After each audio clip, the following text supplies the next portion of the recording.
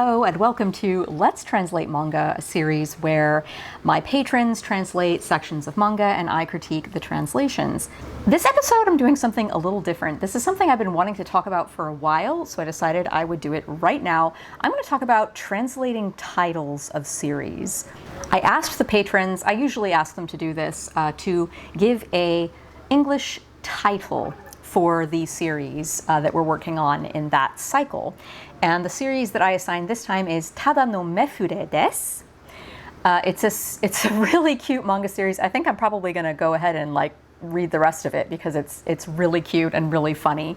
But anyway, it's a series about a girl who is looking for people to just go out to eat with. Basically, she doesn't want to date. She doesn't want to have sex with them. But she's looking for these people on Tinder, which of course is the best place to look for, people to just platonically eat dinner with. And she finds somebody actually through Tinder who is totally down to just go out and eat dinner platonically. So yay, isn't that great? And I'm sure they don't actually wind up falling in love or anything. But anyway, mefure is a very, very interesting word. So breaking down mefure, it comes up in this very first episode. And it is a wordplay on the word sefure, which is slang. So a lot of Japanese words are like this. Pasokon? It is short for personal computer, personal computer. You just take the paso and the kon and you put them together and you get PC, basically. Mefure is the same thing. It comes from meshi, that's where me comes from, and fure comes from furendo, friend, right? So literally it means a food friend or a food buddy. But it is kind of a wordplay on the word sefure, which it comes from sexu furendo. And sexu is sex friend. In English, we would call that a fuck buddy. So yeah, a note on sexu, it is waseego, which means it is, an English word, right? But sex in Japanese does not mean the same thing that sex does in English. Like in English, it also has that biological connotation, like the sex of my cat is a girl. And it can also be kind of scientific, if you're talking about people having sex or animals having sex, it's not necessarily vulgar, right? To certain people it is, I suppose. Fuck, however, it has more vulgarity to it. Sexu is kind of like fuck in that regard. It's not generally something you'd say in polite conversation in Japanese. So it doesn't quite have the same vibe as sex does in English. So sefure really is fuck buddy in English. So how might somebody go about translating the title Tada no Mefure Desu? Tada no means just, or just, instead of this, grand thing, we are just, and then desu is the way you would politely end a sentence or a phrase. So we're just food buddies is literally what this means.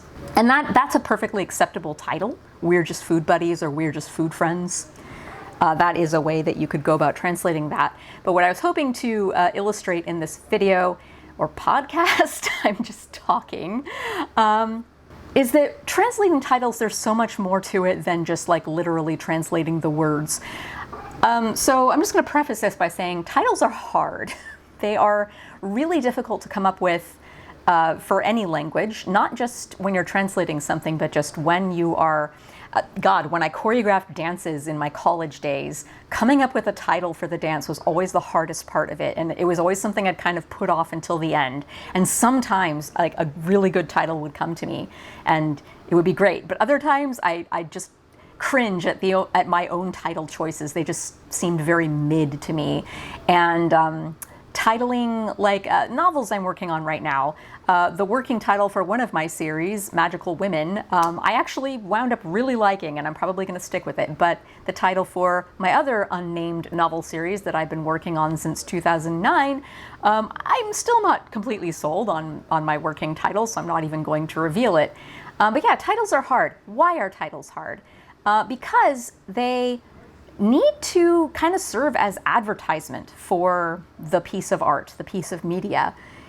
For a manga or an anime or whatever, the title needs to let potential viewers know like what demographic your show might serve, what genre your show might be, and then what your show might be about in general. And if the title doesn't really go, like if the vibe of the title doesn't really go with the vibe of the piece of media, your audience is gonna feel lied to or let down. It's like maybe you have this perfectly good show, like there's nothing wrong with it, but because the title so badly clashed with what the show actually is, like people went into it with different expectations, and then they're let down because your title you didn't really deliver. Right? So titles are extremely important. And because of that, titles are really one of those areas, like titles and episode summaries in anime and in manga and in light novels are one of those areas where really liberties not only are taken, but they really should be taken. They're not always taken in the best ways. Like there have been many controversial translation decisions, and I'm going to go over some of them in this video actually. Take it from me, a translator, like nobody is more annoyed by translations than professional translators themselves. It's like we always have the perfect version of a translation in our own minds, and it's never going to be the same as somebody else's perfect version. So, you know, it's very subjective, right? What title sounds cool to me is not necessarily going to sound cool to somebody else. And that's another reason why titles are often workshopped. Like they're really gone over with a team of people. When I have been allowed to give titles to projects I've been working on, which is rare, by the way. Usually the translator of a series, a game, a manga, a light novel, does not get to decide what the English version of the title is. We don't even have a say usually, but sometimes whenever I have had a say, I was always asked to come up with a short list of like 3 to 5 potential titles, and then the team would look over that and maybe workshop from that, or maybe just choose one of those titles. So let's say I were translating Tada no Mefure Desu. Let's say I was translating this manga series professionally. I'm not, I wish I were. Let's say that I was. And let's say that they actually let me pick or have input onto what the English title would be. In a perfect world where I had free reign and I did not have to consider like advertiser friendliness or, you know, censorship or whatever, my ideal title for Tada no Mefure Desu would be Fuck Buddies, but then the word fuck is crossed out, and then scribbled above it, like diagonally in a different font, is food. So the official title would be Food Buddies, but like you'd have that little fuck crossed out underneath it. I think that, like, especially as a manga, I think it would be really attention grabbing. It itself is kind of a joke. It gives people the vibe of what this actually is. It's a comedy series. It's like, oh, people would expect we're fuck buddies. Nope, just kidding, we're food buddies. And it's kind of cute and cheeky. I assume that would not fly.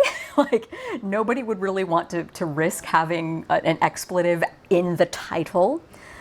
So my alternate, which I think is also a really good title, is Foodies with Benefits. Because again, it's embracing that wordplay. We would say friends with benefits. That's another version of fuck buddy that is like less vulgar. There's different nuances to it as well. Like I think fuck buddies are more like the whole purpose of your friendship is to have sex, whereas friends with benefits is more you are friends and then maybe you have sex sometimes with no strings attached in theory. But yeah, I think those two titles would be my main picks. If I were asked to give another list, other potential titles I thought of could be We're Just Food Friends, We're Just Food Buddies. Again, the wordplay is not as clear on those, right? We're Just Food Buddies, like We're Just Fuck Buddies. Another title I thought of that could be interesting is FWB, and then in parentheses, Foodies with Benefits, because FWB is used as an abbreviation for Friends with Benefits, so you're still keeping that wordplay in there. And then another two that are a little more outside of the box, but I think they're catchy and cute and still fit with the vibe. Tinder Dinner and Dinner with My Tinder. So those are all my ideas that I would submit were I, professionally translating this and were I allowed to give my input on what the English title is. Again, often the Japanese side will come up with an English title. and they'll unilaterally decide it. Sometimes it's a good title, sometimes it's not, and we just have to stick with it regardless. But let's see what the patrons in this cycle decided for their title. Again, only one of these I know. So one of the patrons did decide on foodies with benefits. This was patron A, I'm going to say. Let's see if they wrote any notes about their choice. Doesn't look like it. The document is just titled Foodies with Benefits, so I assume that that is their title. Patron B, let's see what they decided. Again, this is my first time I'm looking at these. Friends with Delicacies, okay. That actually has some cool nuances with to it, like delicacies. Like, if you're in a delicate situation with somebody, you know, you're kind of navigating a delicate relationship, but also delicacies are, you know, delicious foods. So there's a cool little wordplay there. Friends with Delicacies.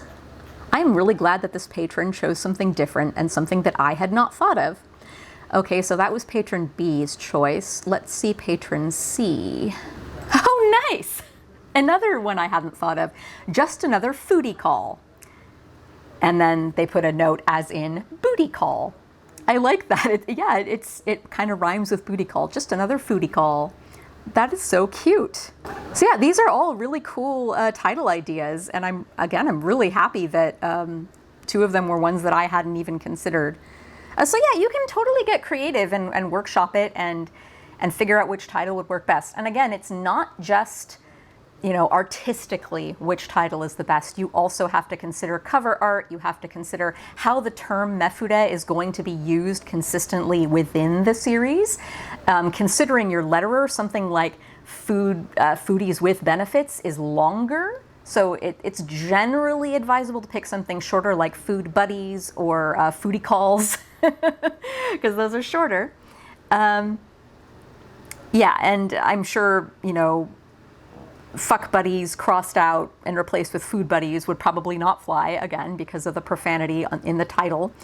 But yeah, these are all some really good ideas. So now, just for the rest of this video, I'm gonna give some more real examples of, you know, professionally translated titles of series and just talk about like the pros and cons of like what's good about it and what isn't.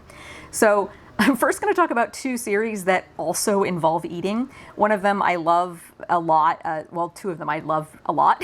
Tsukuritai onna to tabetai onna. It's a series about two ace lesbians who, you know, have bonded over food, basically. I have a video about that on my main channel, actually. Check that out. But anyway, in Japanese, the title literally means the woman who makes, who wants to make, and the woman who wants to eat is like literally what the title is in Japanese. And I think like sometimes you'll find in manga, like especially on some of the pages between chapters, you'll have like an English translation of the title that was made by the Japanese creator or somebody on that staff. And sometimes those titles like are not even grammatically correct, and they're charming. But yeah, I seem to recall the English version of that appears in the Japanese version of the manga is sort of like the woman who wants to make things and the woman who wants to eat or whatever. It's a bit of a mouthful. This is another thing about Japanese titles. They tend to be very long, or like they can be quite long, and it's not as off-putting in Japanese to have a long title. I'm not even talking about the extra and infamously long light novel titles. I'm talking about just normal titles of a drama series or a manga series, like before the era of light novels where every title is like 2 paragraphs long. But even, yeah, the woman who wants to, tsukuritai, like, it literally means wants to make, but in this context, it's who wants to cook, basically. You would say, ryori wo tsukuru, or gohan wo tsukuru. You wouldn't say, like, cooking itself isn't exactly a verb. You could say ryori suru, but you don't say, like, ryori shitai, like, for I want to cook. It's a little odd. So yeah, it's the woman who wants to cook and the woman who wants to eat is what it means. But the official English translation is she loves to cook and she loves to eat. I like changing wants to loves. I like that change. It's not really changing the meaning. In Japanese, if you say like something something tai, if you do the tai version of a verb, I want to do the verb, it's not always literally I want to. Sometimes it means I have to. Like if you say toire ni ikitai, it means I have to go to the bathroom. Like in English, we would say I have to go to the bathroom. You wouldn't say I want to go to the bathroom, right? So tai you don't always need to translate as want. You can translate it as love in this case. We throw love around a lot in English. So she loves to cook and she loves to eat. I like changing woman to just she. It's cleaner, it's shorter, it's catchy, and I like it. And I think it captures the vibe. Here's another series that's very popular and it's about eating. Delicious in Dungeon. So a lot of the fan base, I'm finding just general consensus from the fan base is they prefer just dungeon meshi. I don't know, man. Like, okay, traveling back in time and consulting my younger weeb self who is just learning Japanese, yeah, I think she would have preferred dungeon meshi the most. It's catchy and it does roll off the tongue and it's nice and short. Sure, right? I still don't think it's ideal. I also don't think Delicious in Dungeon is ideal either. But this is one of those cases where that was the title that the Japanese creator came up with. And like, I don't know if the team behind the English localization had to use that title, but I think they did. I think that's kind of what happened. Like, from what I know about this industry, I'm pretty sure that's what happened.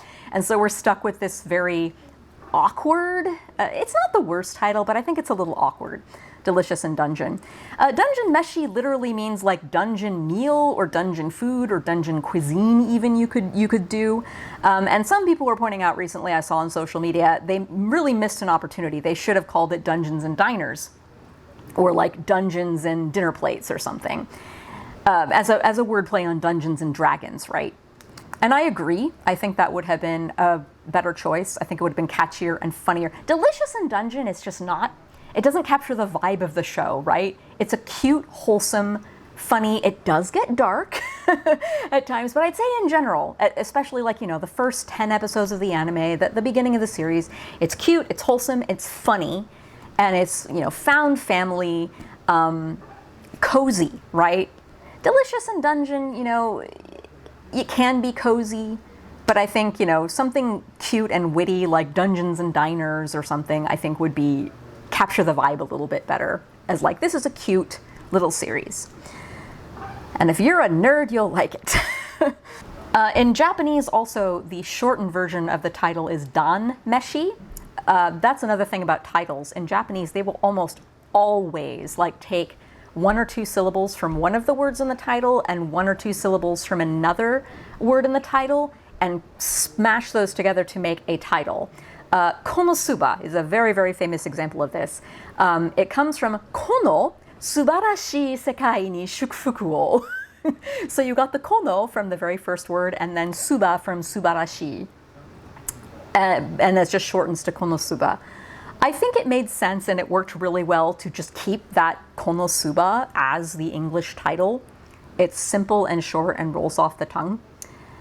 And the target demo for Konosuba is weebs who like would be attracted to a series that had a Japanese sounding title. So I think like that was a really good choice for Konosuba to just go with that Japanese abbreviation. But anyway, back to Dan Meshi. That's actually how I refer to the series, as just Dan Meshi, personally.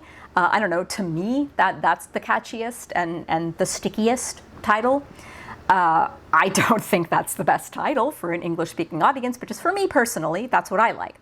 But it reminds me of Dan Machi, another very popular series, and one whose English title I think is absolutely atrocious. Is it wrong to pick up girls in a dungeon, I think is what it actually is. Let me see. Danmachi. Is it wrong to try to pick up girls in a dungeon? Yeah. So I have a real problem with this title because it's pretty close to what it is in Japanese. ダンジョンに出会いを求めるのは間違っているだろうか. So in Japanese, it's more like, is it wrong to desire having a fated encounter in a dungeon? So deai is really the word that I take issue with. Deai has more like romantic connotations. It's more to have a fated encounter, or to meet your love or something. Like it can be other things, but like generally the vibe with deai is more romantic. Pickup girls is more just like you just want to hook up with them. Nothing wrong with just wanting to hook up with people, but like, it has a completely different vibe. And because of that, I think this title is kind of false advertising, because if you actually watch the series, it kind of on the surface is a big titty harem fest, but it really has heart, and like it's actually kind of wholesome. Belle's relation, like he's not like the other nose-bleeding male protagonists of isekai series. It's kind of technically not even an isekai. Yeah, I think the title is really false advertising. It just sounds like a big titty harem isekai. And if that's what you want, and then you tune into this anime, you might be a little let down. And then I know people who probably would like the show, but the title, the English title, really, really turns them off, because they're like, oh, I don't want another like big titty harem isekai fest. I'm sick of those. And it's like, well, I assure you, this one's not that. So again, like, you have to be really careful. Consider your target demo, consider the genre, and think of your title as advertising the series. Is your target audience going to hear this title and go, ooh, I want to watch this show? Or are they going to hear the title and go, this doesn't sound like this show I want to watch? And again, at the end of the day, this is all subjective. Like, some people might not have an ick reaction to pickup girls in a dungeon, but I've known at least 2 people who had that reaction. Another title that I think is not good as a translation, like it sounds catchy, but it really isn't quite right, is Attack on Titan. And this is pretty infamous. I think most fans know about this, how Shingeki no Kyojin, it means the Attack Titan. It's referencing Eren Yeager's Titan, basically. The people who inherit Titans, like each Titan has a different power. Eren Yeager's is the Attack Titan, Shingeki no Kyojin. But the English translated title is Attack on Titan. Now I think just vibes-wise, Attack on Titan sounds really cool. And like it is a bit compelling. I'm like, ooh, I want to watch that show. But it's not at all an attack on like the planet Titan or anything. It's kind of false advertising. But again, I think in that instance, I think it was the Japanese side making the official English title. And then we just had to go with it. Here's another title. I just kind of threw this in here as another example of a longer title being shortened. Boku dake ga inai machi. Quiz time. Who knows what anime or manga series that is? It's Erased.